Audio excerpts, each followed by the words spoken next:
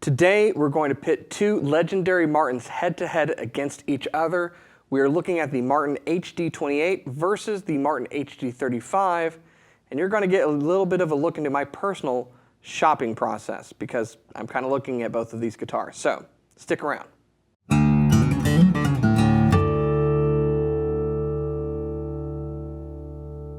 Hey, you're watching Alamo Music TV. My name is Chris McKee with Alamo Music Center in San Antonio, Texas. You can find us online at alamomusic.com. If you're new to the channel, make sure to subscribe, turn on notifications, like our videos. If you'd like to support the channel further, check out the link in the description below to learn how to become an Alamo Music Insider. So, as I said, I've been looking at possibly adding one of these guitars to my collection. I've been leaning toward one, but I'll let you know that at the very end. Today I want to talk to you about these two, let you know kind of historically why they both exist, what the differences really are between them, and cut through some of the myths. So let's start here with the older model, which is the 28. So the Martin D28, HD28, has been in the lineup for a very, very, very long time, decades. It is a Dreadnought guitar. It is probably, arguably, Martin's most famous model. Plenty of different artists over the years have played a D28, and there's a lot of confusion about it because of the D28 versus the HD28 and what it all means. So some brief history. The D28 initially was just the D28, and it was made with a herringbone border around the top. It had scalloped bracing. It was a rosewood spruce Dreadnought guitar. It looked very much like the guitar that I'm holding with a few different spec differences. Over the years, some of those specifications changed. I believe it was in the 1960s that the head of Martin at the time changed a lot of the models so that they would be a little bit more robust in build and cut down on warranty claims and things like that. Similar things happened at Gibson during the same time, so go figure. Anyways, what ended up happening was that instead of having scalloped bracing, that's the bracing inside that supports the top, it went to straight bracing. Now, what's the difference there? Let's talk a little bit about bracing. Bracing is the sonic engine of the guitar. It is probably most responsible for the sound of the guitar outside of the tone woods utilized. It tells the top how it's allowed to move in response to the vibrations from the strings. Now, different builders for years, since really kind of the beginning of guitar construction, have messed with different patterns of bracing, slight nuances in their bracing, in order to get the guitar to do different things based upon things like top thickness, the tone woods, the strings, all the materials used, and so forth. So by changing little things in the top, you can make dramatic differences. If you make dramatic changes to the bracing, you make even bigger differences. So you can imagine if you have bracing that's scalloped, that's where you've taken and you've removed, you've scooped out material from the top in order to balance this kind of stiffness and lightness. You want it to be structurally sound. You want it to have this strength to support the top under the load of the strings, but you want it to be light enough that you don't kind of inhibit the movement of the top. If you take away those scallops and you just make a straight brace, you now have a lot more material. It's even stronger than before. It's also heavier than before. Now that's what the D28 turned into. So it had a very different bracing pattern that it initially had. It also lost the herringbone inlay because that took a lot of time. Martin at the time was trying to save costs on both manufacturing as well as cut down on warranty claims, things like that. What ended up happening is you ended up with a very, very different guitar. It didn't sound or respond like the HD28s did before it. And what happened was people started preferring those older D28s, the ones with the herringbone and the scalloped bracing. So Martin eventually brought it back. Now, they couldn't just change the D28 to have those older specs, though, because despite the fact that those straight braces fundamentally changed the tone of the guitar, it also had its own fans. People that preferred this slightly stiffer but more focused sound of this big-bodied rosewood and spruce Dreadnought. And so Martin kept the D28 in the lineup with those straight braces, and they introduced an HD28 to the lineup. It brought back the scallop bracing and herringbone, which is where the H comes from. Now, a few years back, Martin reimagined their entire standard series, and they introduced a number of new features as well as some of those old specifications from the past. Now, we've done numerous videos on this guitar as well as a comparison to the D28. If you want to know more about those and the specific changes that happened with the Reimagine line, follow the link above and you'll be able to check that out. Today, we're comparing this current iteration of the HD28 to the HD35. Now, the HD28 has this herringbone pattern, right? It also has gone back to these beautiful and what I consider to be more delicate looking slotted diamond inlays on the fingerboard. You have a 1 3/4 inch nut width with a bone nut and these open style tuners on the back of, or on the headstock. That is a look and an aesthetic and just an overall lightness that I prefer on this guitar. Most of the Reimagine Standard series received this kind of treatment, but the 35s didn't. Now let's look at it and talk about why. So the 35s came later. They were introduced to solve a particular problem that Martin had at the time. What to do with all of these pieces of rosewood that were too small to put on an HD28, or a 45 for that matter. See, the HD28 has a 2-piece back. The 45 has a 2-piece back. We have all of these pieces of wood and they're too small to put on a big Dreadnought. They're also too small to use on something like a 0028. What do? Well, Martin decided we can use a 3-piece back design. And what happened was the birth of some lore, because there's myth out there about what's going on under the hood of this guitar. You might have heard, if you follow in guitar circles, that an HD35 has a big, robust, meaty, full, huge, resonant sound out of it. And that's true. But you've probably heard that that's because of the 3-piece back. That's not true. The real reason for the difference in the sound of this guitar versus the HD28 actually has, once again, everything to do with the bracing of the guitar. Now, when the D35 was introduced, again, it was introduced with that 3-piece back. Martin said, let's make an entire model that's featured 3-piece back, and let's make it a more deluxe model. So some of the changes included adding this binding up the sides of the fretboard to match the binding on the body. You notice that the neck of the HD28 does not have that. So it's a more upscale appearance.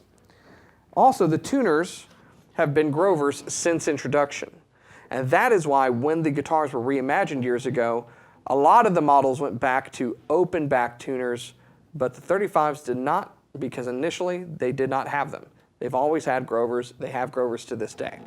Now, you might like the Grovers, and they're great tuners. Aesthetically, I don't know why. On Martins, I just prefer the open back tuners. It is what it is. It's an aesthetic choice, no big deal. But why does this one sound different if it's not the 3-piece back? The bracing between the two is very similar. It's both forward shifted Scalloped X Bracing. Where the big difference comes into play is the thickness of the bracing. 5/16 versus 1/4 inch. Let's break it down this way. The HD28 has forward shifted Scalloped X Bracing for a Dreadnought. This has the same bracing out of a 00, out of a smaller body Martin. Now what that means is that this big old top is more lightly braced than the HD28. Because of that, it moves a lot more. You're going to get a lot more resonance, a lot more volume. It's a louder guitar. It's extremely rich sounding. For some people, it just meets all the criteria of what you want when you strum that big old guitar, particularly from a Dreadnought. For others, it's a little too muddy. I'm going to put these both through their paces, so listen and see if you can pick up on the intricacies of what's going on with the different bracing patterns from these two guitars and which one your ear prefers. Check it out.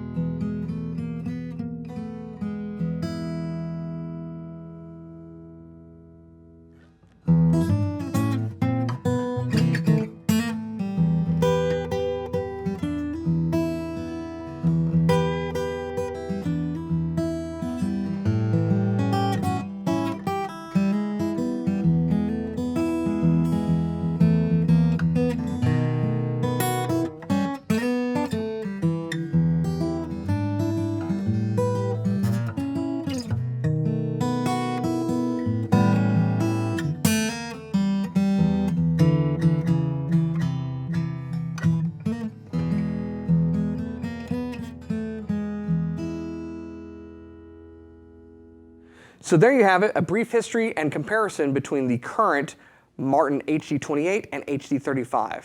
Now, if I messed up anything in that, I'm sure someone will correct me in the comments, so feel free to do so. I'm fine, I can take it.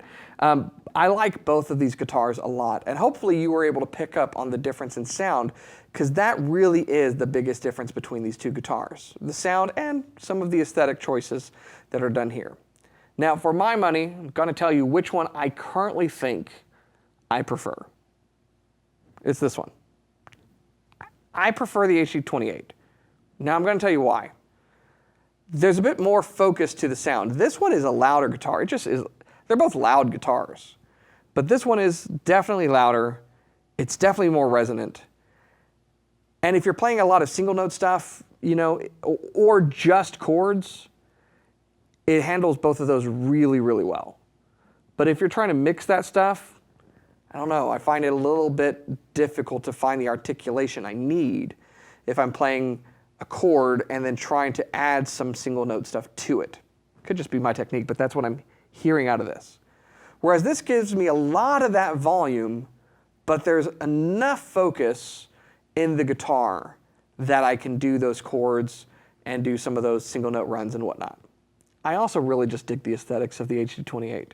I love the inlay on this one versus the dots on this. I don't really care for the binding on the neck, and I like the tuners on this guitar. Isn't it funny?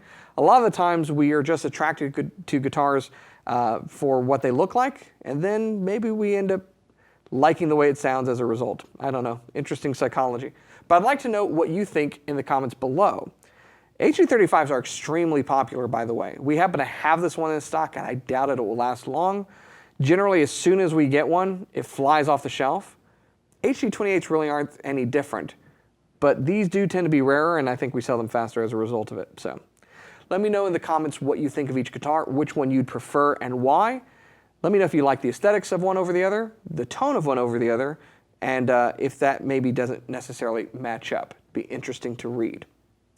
If you're new to our channel, this is what we do. We compare guitars, we play guitars, tell you all about guitars, and our unvarnished opinion of them. At the end of the day, the very best guitar in the world is the one that you're playing, and we want to help you do that. So if you are new around these parts, make sure that you subscribe, turn on notifications, like our videos, and like I mentioned, consider becoming an Alamo Music Insider. We're having a lot of fun talking about a bunch of cool stuff and having behind the scenes things over on our Patreon channel. So we'd love to have you there. Anyways, thanks for watching. Stick around, come back for more, and I'll see you next time.